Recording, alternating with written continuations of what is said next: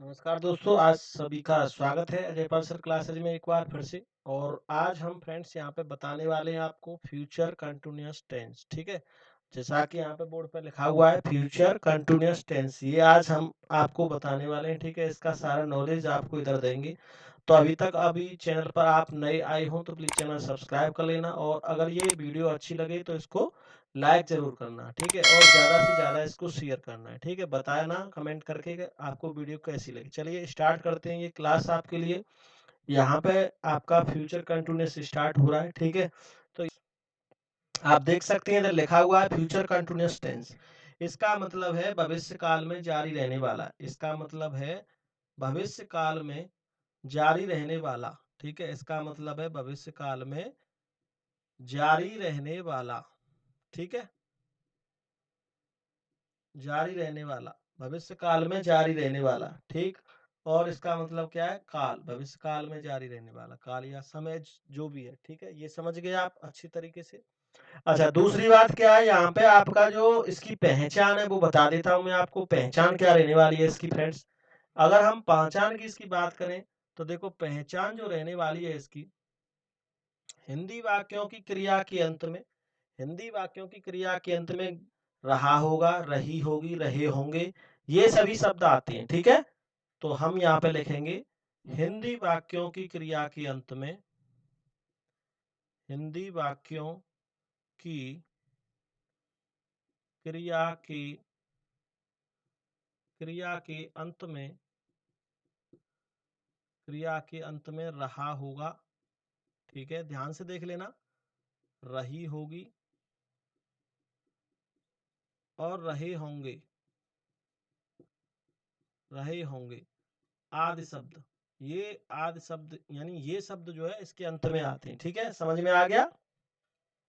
हिंदी वाक्यों की क्रिया के अंत में रहा होगा, रही होगी और रहे होंगे आदि शब्द आते हैं। ठीक है, समझ में आ गया? अब देखो, यहाँ पे एक वाक्य आपको लिख के दिखा रहा हूँ, एक वाक्य आपको समझा देता हूँ इधर। उसके बाद में फिर इसका स्ट्रक्चर लिखेंगे और इसके रूल्स बताएंगे, किसके साथ क्या हेल्पिंग वर्ब आने वाली है, सब कुछ इधर क्लियर कर रहे हैं। ठीक है, तो चलिए यहाँ पे एक आपका वाक्य लिख देता हूं मैं। अब ये चीजें हैं आपको समझने की, ध्यान से समझ लेना। जो आपको इधर समझा रहा हूँ वही चीज आपको इधर अच्छे से अपने नोट्स भी बनाते जाना। अगर कोई चैनल पर पहली बार स्टूडेंट्स विजिट कर रहे हैं और वो नोट्स बनाना चाहते हैं तो नोट्स भी बना सकते हैं। ठीक है, चलिए तो हम यहाँ पे आपको एक वाक्य दिखाते हैं।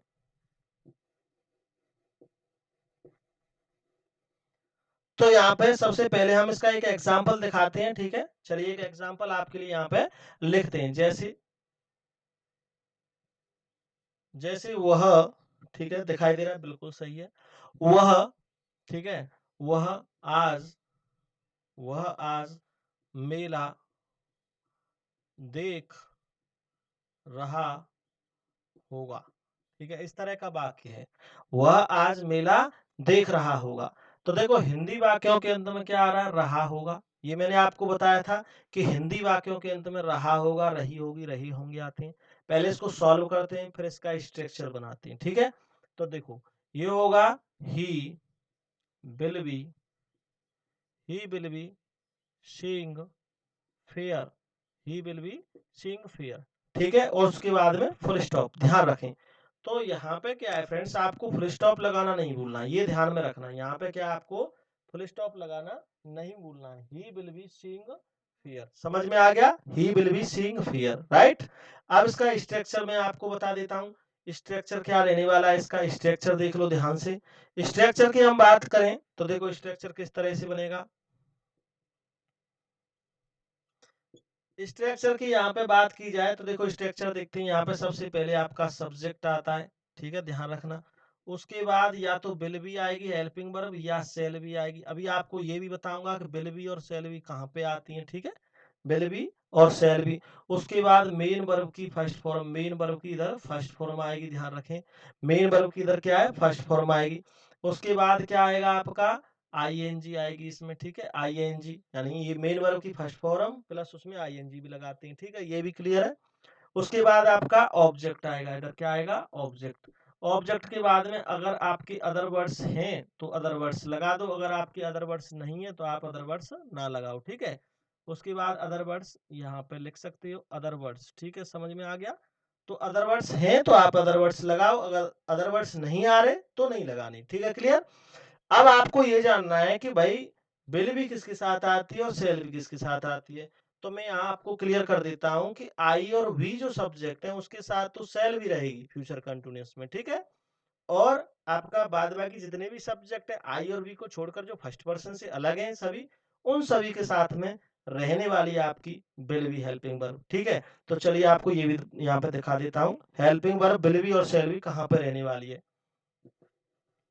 तो यहाँ पे गाइस हम स्टार्ट करने वाले हैं कि विल बी और शेल बी जो हेल्पिंग वर्ब है को किन किन सब्जेक्ट के साथ रहने वाली है। ठीक है, तो देखें यहाँ पे आपको नोटिस करना है, ये चीज ध्यान से देख लेना कि आई और वी इनके साथ में आपकी शेल बी हेल्पिंग वर्ब रहती है। क्या रहती है? Shall be.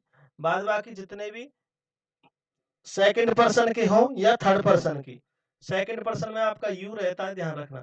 थर्ड पर्सन में आपका ही, सी, इट, दे, ठीक है, दीज, दोज, ये जितने भी आपके ऑब्जेक्ट सब्जेक्ट है ना, इनके साथ क्या रहने वाली है? Will be. ये भी ध्यान रखना, इनके साथ क्या रहने वाली है? Helping verb will be. समझ में आ गया? I hope you understand well. आप, मुझे आशा है कि अच्छे से आप समझ रहे होंगे ये चीजें। आई और बी के साथ में शैल भी हेल्पिंग वर्ब रहने वाली है। बाद बाकी आपका सेकंड पर्सन है यू, थर्ड पर्सन है ही, सी, इट, दे, ये सभी थर्ड पर्सन में आते हैं इधर यू को छोड़ करके। इन सभी के साथ रहने वाली है क्या? Will be. और सेकंड और थर्ड दोनों पर्सन के साथ, राइट।